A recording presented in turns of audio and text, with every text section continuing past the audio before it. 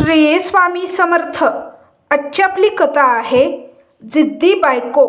तू tiffin service सुरू करणार आहेस. या घरात असं कधीच होणार नाही.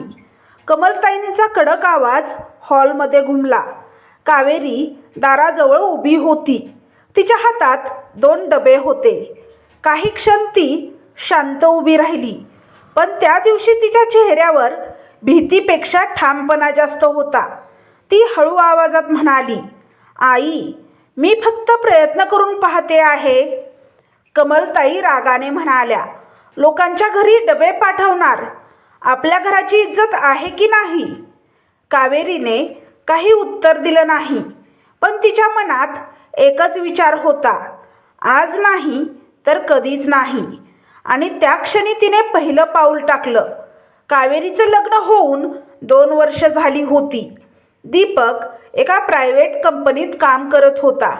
घरात फक्त तिघेच होते, दीपक, कावेरी आणि कमलताई. कमलताईंचा स्वभाव थोडा कडक होता. घरातल्या प्रत्येक गोष्टीचा नियम होता. सकाळी 6 वाजता उठायचं, घर साफ करायचं, चहा बनवायचा, नाश्ता, डबा, स्वयंपाक. कावेरी दिवसभर या सगळ्यात गुंतलेली असायची. तिला तक्रार नव्हती, पण कधी कधी तिला वाटायचं, माझं स्वतःचं आयुष्य आहे का? कावेरीला स्वयंपाकाची खूप आवड होती. ती नवीन नवीन पदार्थ बनवायची. एकदा दीपकचा मित्र घरी जेवायला आला होता. त्याने जेवण खाल्लं आणि म्हणाला, वा कावेरी वहिनी, इतकं चविष्ट जेवण मी खूप दिवसांनी खाल्लं. दीपक हसत म्हणाला, हो, माझ्या बायकोच्या हाताला खरंच चव आहे. त्या दिवशी कावेरी खूप खुश झाली होती, पण कमलताई लगेच म्हणाल्या, स्वयंपाक छान करणे ही मोठी गोष्ट नाही. घरातल्या बायकांना ते आलंच पाहिजे.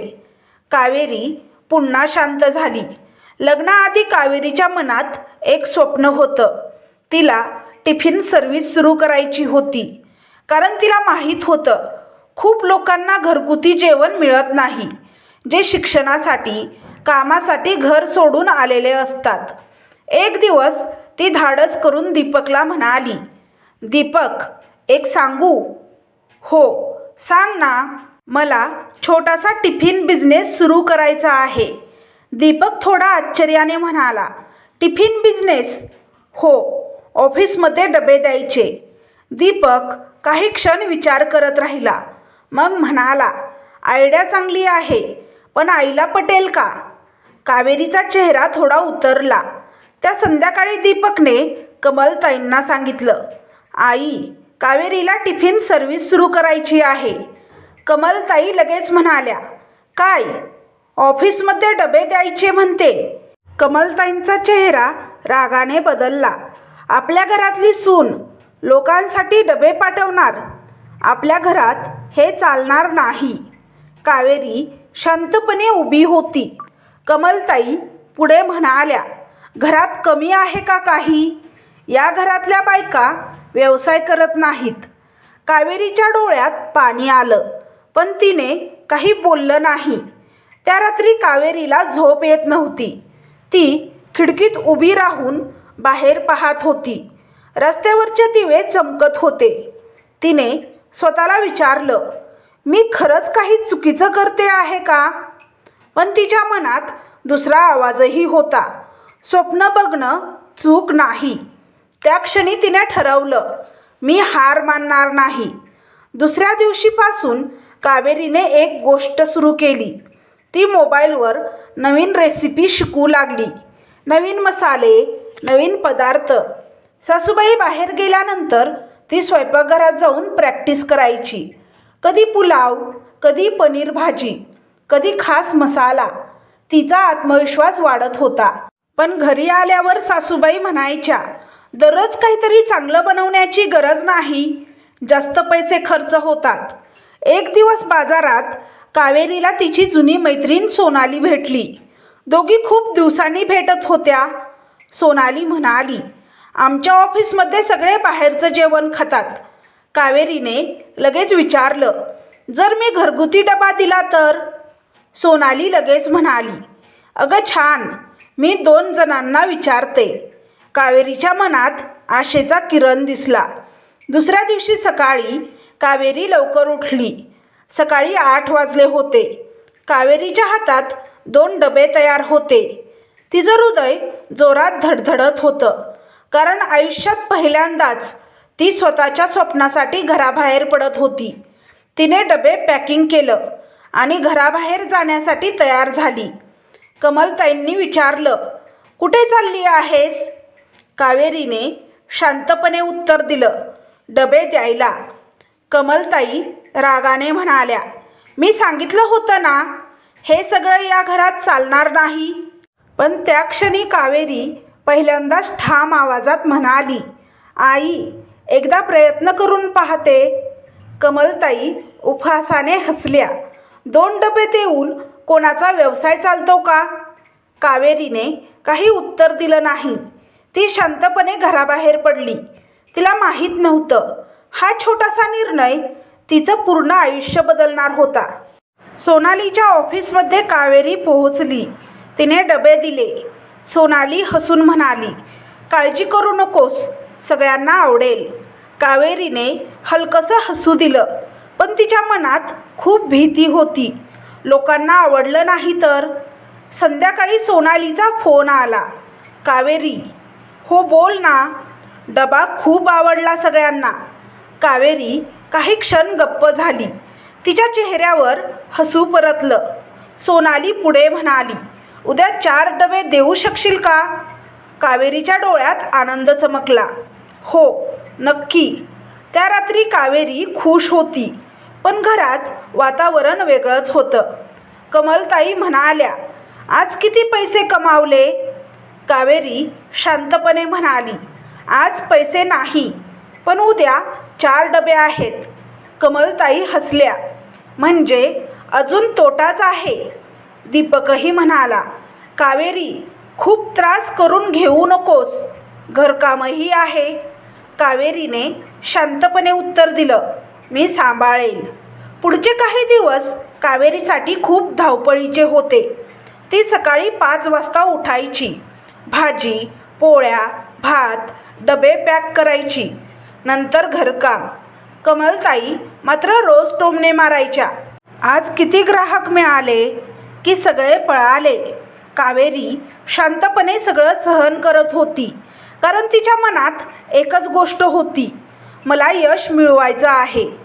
एक दिवस दुपारी सोनालीचा फोन आला. तिचा आवाज थोडा गंभीर होता.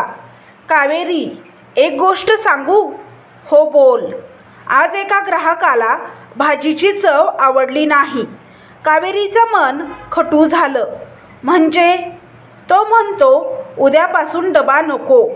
कावेरी काही क्षण गप्प राहिली. तिला खूप वाईट वाटलं, कारण ती प्रत्येक डबा मनापासून बनवत होती. त्या संध्याकाळी तिचा चेहरा उतरलेला होता. कमलताईंनी लगेच विचारलं, काय झालं? कावेरी शांत राहिली, पण दीपकला समजलं काहीतरी चुकीचं घडलं आहे. दीपक म्हणाला, कावेरी, सोडून दे ना हे सगळं, घरात शांतता राहील. कमलताई लगेच म्हणाल्या, मी आधीच सांगितलं होतं, व्यवसाय सगळ्यांच्या बसची गोष्ट नसते. कावेरीच्या डोळ्यात पाणी आलं, पण तिने स्वतःला सावरलं.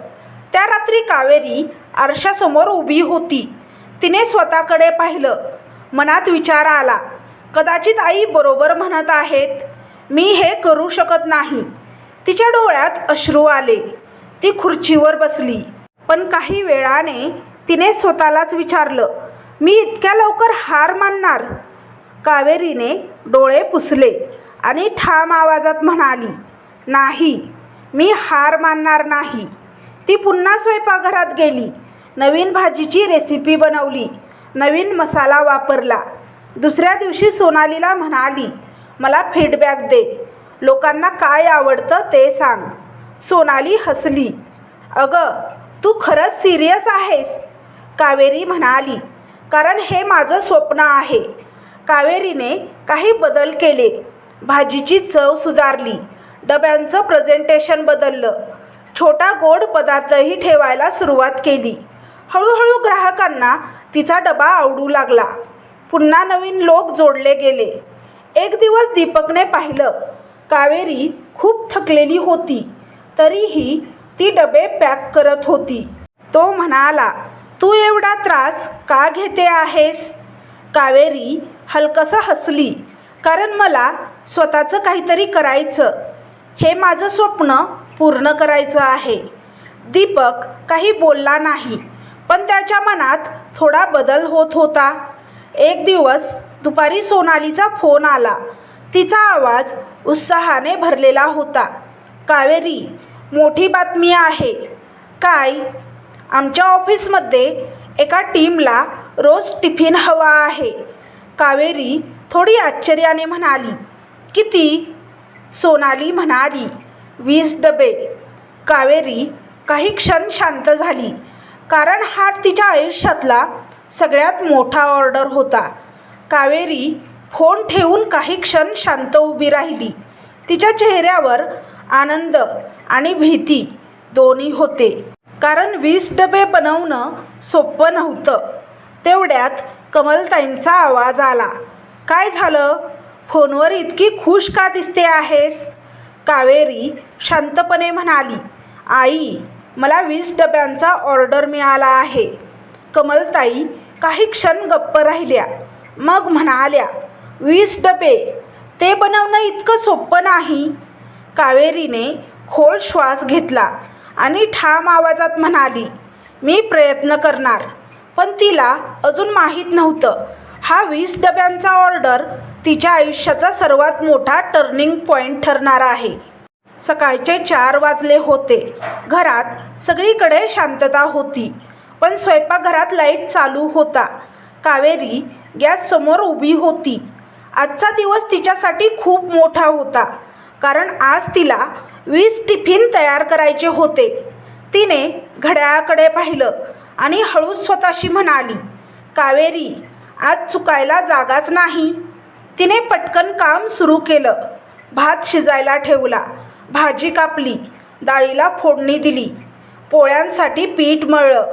सगळं करताना तिच्या चेहऱ्यावर थोडी चिंता होती, कारण आज जर काही चूक झाली तर तिचा पहिलाच मोठा ऑर्डर हातातून जाऊ शकत होता. इतक्यात कमलताई उठल्या. त्यांनी स्वयंपाकघरात पाहिलं. कावेरी एवढ्या लवकर काम करताना पाहून त्या म्हणाल्या, काय चाललं आहे? कावेरी म्हणाली, आई, आज 20 डबे आहेत. कमलताई थोड्या उपहासाने म्हणाल्या, 20 डबे? हे काही खेळ नाही. उद्या लोकांनी तक्रार केली तर? कावेरीने शांतपणे उत्तर दिलं, मी काळजी घेईन. कमलताई काही बोलल्या नाहीत, पण त्यांच्या चेहऱ्यावर अजूनही विश्वास नव्हता. थोड्या वेळाने दीपक उठला. त्याने पाहिलं, कावेरी घामाघूम होऊन काम करत होती. तो म्हणाला, तू एकटी हे सगळं कसं करणार आहेस? कावेरी हलकसं हसली, हळूहळू होईल. दीपक म्हणाला, तू खूप थकशील. कावेरी म्हणाली, थोडा थकवा चालेल, पण स्वप्न सोडायचं नाही. दीपक काही क्षण तिच्याकडे पाहत राहिला. सकाळी 8:30 पर्यंत सगळे डबे तयार झाले. कावेरीने सगळं नीट पॅक केलं. टेबलवर 20 टिफिनची रांग लागली होती. ती काही क्षण त्या डब्यांकडे पाहत राहिली. तिच्या डोळ्यात आनंद होता, कारण हा तिच्या मेहनतीचा पहिला मोठा परिणाम होता. सोनाली ऑफिसच्या खालीच तिची वाट पाहत होती. ती म्हणाली, वा कावेरी, एवढे डबे? कावेरी हसत म्हणाली, आज खूप भीती वाटते आहे. सोनाली म्हणाली, काळजी करू नकोस, सगळं छान होईल. दोघींनी मिळून डबे ऑफिसमध्ये पोहोचवले. कावेरी घरी परतली, पण तिचं लक्ष सतत मोबाईलकडे होतं, कारण ग्राहकांचा प्रतिसाद ऐकायचा होता. कमलताई मात्र पुन्हा टोमणा मारत म्हणाल्या, इतकी चिंता करते आहेस म्हणजे काहीतरी गडबड होणारच. कावेरीने काही उत्तर दिलं नाही, पण तिच्या मनात प्रार्थना चालू होती. दुपारी फोन वाजला. सोनालीचा फोन होता. कावेरी, हो बोल. सगळ्यांना डबा खूप आवडला. कावेरीच्या चेहऱ्यावर आनंद चमकला. सोनाली पुढे म्हणाली, आणि सगळे म्हणत आहेत, उद्यापासून रोज हवे. कावेरी काही क्षण बोलू शकली नाही. तिच्या डोळ्यात आनंदाश्रू आले. कावेरीने ही बातमी दीपकला सांगितली. दीपक थोडा आश्चर्याने म्हणाला, म्हणजे रोज 20 डबे देणार? कावेरी हसली. हो. कमलताई शांत बसल्या होत्या. त्यांनी काही बोललं नाही, पण त्यांच्या चेहऱ्यावर थोडा विचार दिसत होता. पुढचे काही दिवस खूप व्यस्त होते. 20 डबे, नंतर 25, नंतर 30. कावेरीची टिफिन सर्व्हिस हळूहळू वाढत होती. लोकांना तिचं घरगुती जेवण खूप आवडत होतं. एक दिवस दीपक ऑफिसमध्ये त्यांच्या सहकाऱ्यांशी बोलत होता. ते म्हणाले, तुझ्या बायकोच्या टिफिनची खूप चर्चा आहे. दीपक आश्चर्याने म्हणाला, खरंच? हो, सगळे खूप कौतुक करत आहेत. त्या क्षणी दीपकच्या चेहऱ्यावर अभिमान दिसला. त्या रात्री कमलताई कावेरीकडे पाहत होत्या. कावेरी थकलेली होती, तरीही ती डबे पॅक करत होती. कमलताईंनी पहिल्यांदा शांत आवाजात विचारलं, थकली नाहीस का? कावेरी हसली. थोडी थकते, पण आनंदही खूप मिळतो. कमलताई शांत राहिल्या. एक दिवस सोनाली धावतच घरी आली. ती म्हणाली, कावेरी, मोठी बातमी आहे. काय? आमच्या ऑफिसमध्ये नवीन शाखा सुरू झालेली आहे. कावेरी उत्सुकतेने म्हणाली. मग? सोनाली हसली. त्यांनाही टिफिन सर्व्हिस हवी आहे. कावेरीने विचारलं, किती डबे? सोनाली म्हणाली, 50. कावेरी थक्क झाली, कारण हा तिच्यासाठी खूप मोठा टप्पा होता. कावेरी शांत उभी राहिली. तिच्या मनात आनंद आणि भीती दोन्ही होते, कारण 50 डबे बनवणं म्हणजे खूप मोठी जबाबदारी होती. तेवढ्यात कमलताईंचा आवाज आला. काय झालं? कावेरी म्हणाली, आई, 50 डब्यांचा ऑर्डर आहे आणि आधीचे 30. कमलताई आश्चर्याने म्हणाल्या, 80? ते तू एकटी कसं करणार? कावेरी काही क्षण विचार करत राहिली आणि मग शांतपणे म्हणाली, मला कदाचित मदतीची गरज आहे. कमलताई तिच्याकडे पाहत राहिल्या, कारण कदाचित पहिल्यांदाच त्यांच्या मनात एक विचार आला होता. कदाचित या मुलीची जिद्द खरोखरच काहीतरी मोठं करू शकते. पण पुढे काय होणार ते अजून कुणालाच माहीत नव्हतं. कावेरी काही क्षण शांत उभी होती. सोनालीने सांगितलेली गोष्ट तिच्या मनात फिरत होती. 50 टिफिन, पहिले 30. हा शब्द ऐकूनच तिच्या मनात भीती आणि आनंद दोन्ही निर्माण झाले होते, कारण आजपर्यंत तिने जास्तीत जास्त 30 टिफिन बनवले होते. 50 म्हणजे जवळजवळ दुप्पटपेक्षा जास्त काम. कावेरीने हळू आवाजात कमलताईंना सांगितलं, आई, 80 टिफिनचा ऑर्डर आहे. कमलताई काही क्षण गप्प राहिल्या. मग त्या म्हणाल्या, हे काम खेळ नाही. 50 लोकांचा स्वयंपाक म्हणजे मोठी जबाबदारी आहे. दीपकही बाजूला उभा होता. तो म्हणाला, इतकं काम तू एकटी कसं करशील?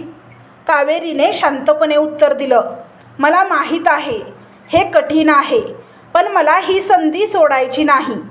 त्या रात्री कावेरी स्वयंपाकघरात बसून विचार करत होती. टेबलवर वही आणि पेन होते. ती मोजत होती.